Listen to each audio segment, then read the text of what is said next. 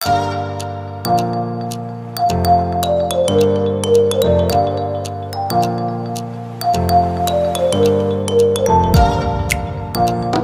வணக்கம் ஃப்ரெண்ட்ஸ்.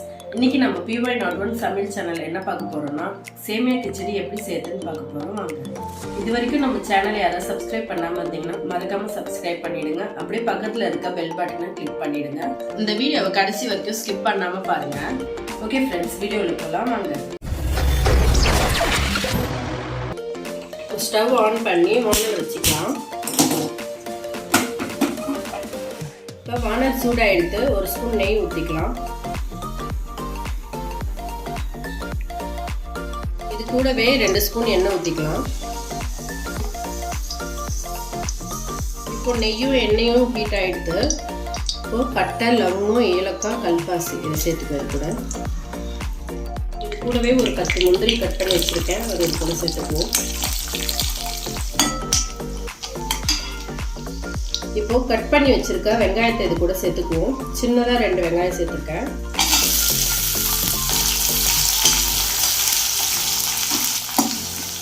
இது கூடவே காரத்துக்கு 4 பச்சை மிளகாய் கட் பண்ணி வச்சிருக்கேன், அதையும் இது கூட ஆட் பண்ணிக்குவோம்.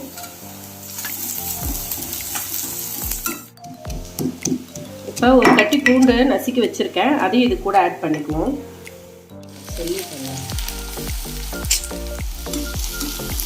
இப்போ நம்ம சேர்த்த எல்லாமே நல்லா வதங்கிடுச்சு. இந்த ஸ்டேஜில் தக்காளி ஆட் பண்ணிக்குவோம்.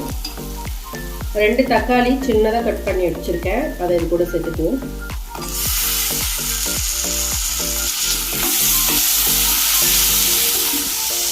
தக்காளி வேகிறதுக்கு கொஞ்சமாக கல் உப்பு சேர்த்துக்குவோம்.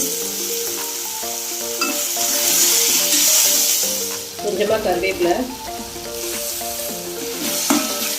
இதுக்கு நாங்கள் ஆல்ரெடி ஒரு 150 கிராம் கேரட், பீன்ஸு, பட்டாணி, பச்சை பட்டாணி, கேரட்டு பீன்ஸு பொடிப்படியாக கட் பண்ணி வச்சுருக்கேன், இதையும் அது கூட சேர்த்துக்குவோம்.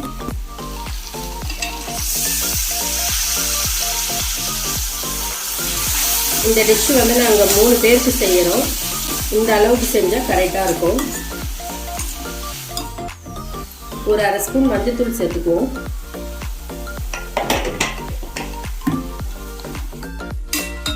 காய்கறி ஒரு 2 நிமிஷம் நல்லா வேகட்டும். அதுக்கப்புறம் தண்ணி விட்டு வேக வச்சுக்கலாம். இப்போ காயெல்லாம் எண்ணெயிலே நல்லா வதங்கிடுத்து. இப்போ கிச்சடிக்கு தேவையான அளவுக்கு தண்ணி சேர்த்துக்கலாம். நான் வந்து இன்னைக்கு ஒரே ஒரு சேமியா பாக்கெட்டில் தான் செய்ய போகிறேன்.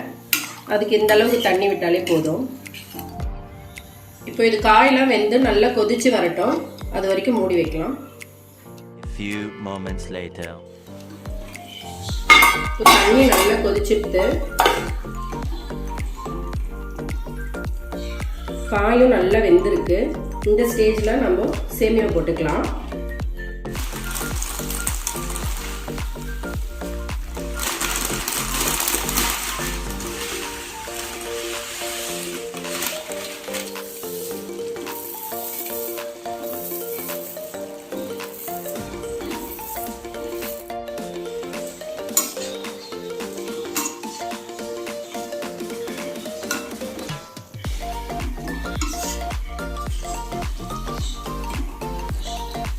இப்போ ஒரு 5 நிமிஷம் மூடி போட்டு வச்சுக்கலாம். நல்லா வெந்துடும் சேமியா.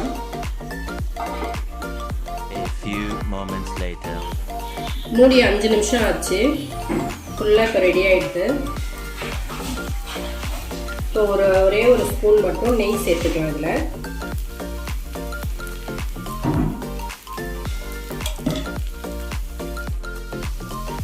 இது கூடவே பொடியை கட் பண்ணி வச்சுருக்க கொத்தமல்லி தழை இது மேலே போட்டுக்கலாம். அவ்வளோதாங்க, சூப்பரான கிச்சடி ரெடி ஆகிடுது. நீங்களும் இதே மாதிரியே செஞ்சு சாப்பிட்டு பாருங்கள்.